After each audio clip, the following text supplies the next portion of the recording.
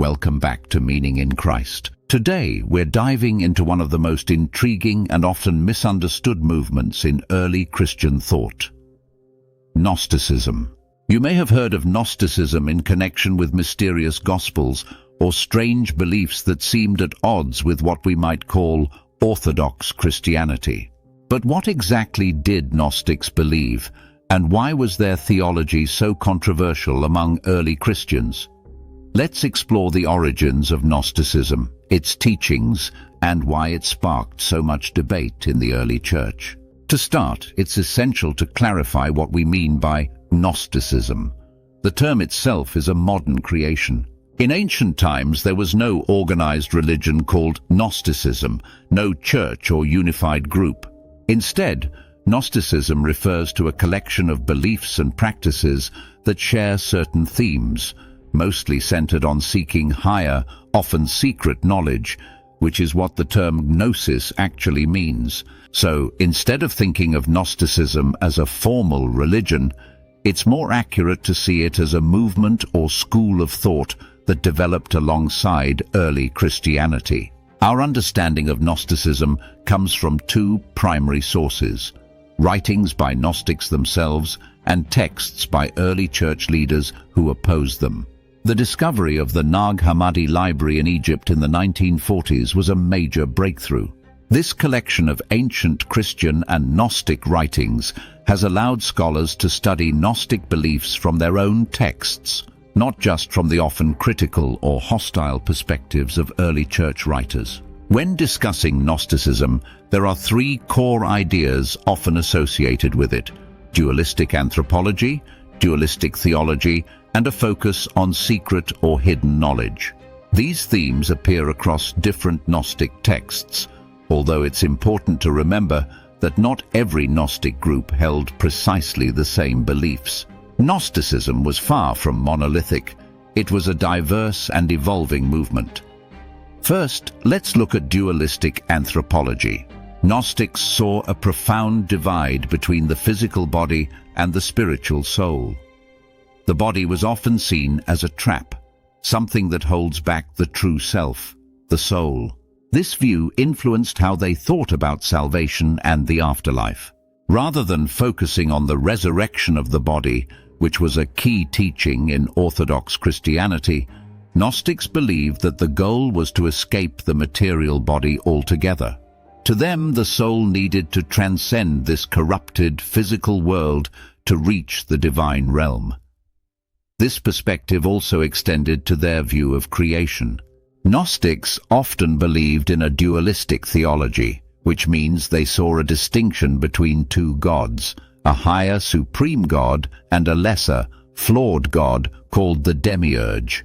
In some Gnostic texts, like the Apocryphon of John, the demiurge is depicted as the creator of the physical world, an inferior being who traps humanity in a world of suffering and ignorance. The true God, in Gnostic belief, was above this lesser god, representing pure spirit and goodness. What's especially interesting is how Gnostics reinterpreted well-known stories, such as the creation narrative in Genesis. In Gnostic texts, the serpent in the Garden of Eden isn't a villain. Instead, the serpent becomes a symbol of enlightenment, encouraging Adam and Eve to eat from the tree of knowledge to gain wisdom that the demiurge had hidden from them. In this way, Jesus is seen as a liberating figure sent from the higher God to reveal this hidden knowledge and free humanity from the deception of the demiurge. This brings us to our third core idea: a focus on secret knowledge, or gnosis.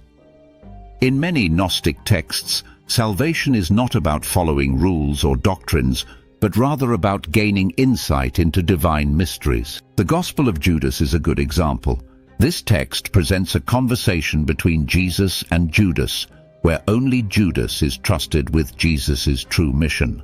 Unlike the traditional Gospels, where salvation is open to all, Gnostic texts often suggest that only a select few who possess this special knowledge will achieve true spiritual freedom.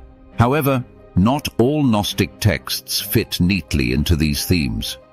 Take, for instance, the Gospel of Thomas, one of the most famous Gnostic writings. It's a collection of sayings attributed to Jesus, many of which focus on inner wisdom and self-discovery. It speaks of the importance of finding the light within oneself, but doesn't mention a demiurge or reject the material world outright.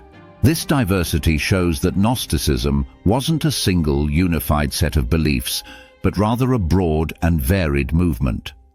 So, why were Gnostic beliefs such a problem for early church leaders? To the Church Fathers, Gnostic teachings were dangerous because they seemed to deny core Christian beliefs, such as the goodness of creation, the reality of Jesus' physical incarnation, and the importance of the resurrection. Leaders like Irenaeus and Epiphanius viewed Gnosticism as a direct threat to the unity and message of the Christian faith. Epiphanius, for example, described Gnostics in extreme terms, accusing them of outrageous practices that likely were exaggerations. He claimed that they held bizarre rituals and even slandered them as baby-eaters. It's clear these accusations were meant to portray Gnostics as morally corrupt, further deepening the divide between Gnostics and the Orthodox Christians who opposed them. Today, scholars recognize much of this as exaggerated slander rather than an accurate depiction of Gnostic practices. This hostility between Gnosticism and Orthodox Christians shows us something about early Christianity. It wasn't as unified as we might assume.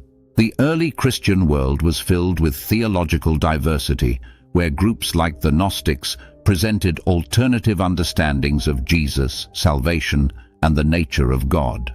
This diversity reflects the process of defining Christian orthodoxy, a journey that involved fierce debates, exclusions, and the eventual solidification of certain beliefs as orthodox. Gnosticism challenges us to think about how religious ideas evolve. The Gnostic worldview provides a glimpse into how some early Christians understood their faith in very different terms from what became orthodox. Today, these ideas might seem unusual, but they represent the rich tapestry of early Christian thought, a time when the boundaries of belief were still being formed. Ultimately, studying Gnosticism reveals how early Christianity was shaped through diversity and dialogue. By understanding these early movements, we gain insight into how the Christian faith developed its core beliefs. If you found this video meaningful, don't forget to like, share, and subscribe, and be sure to check out my other videos.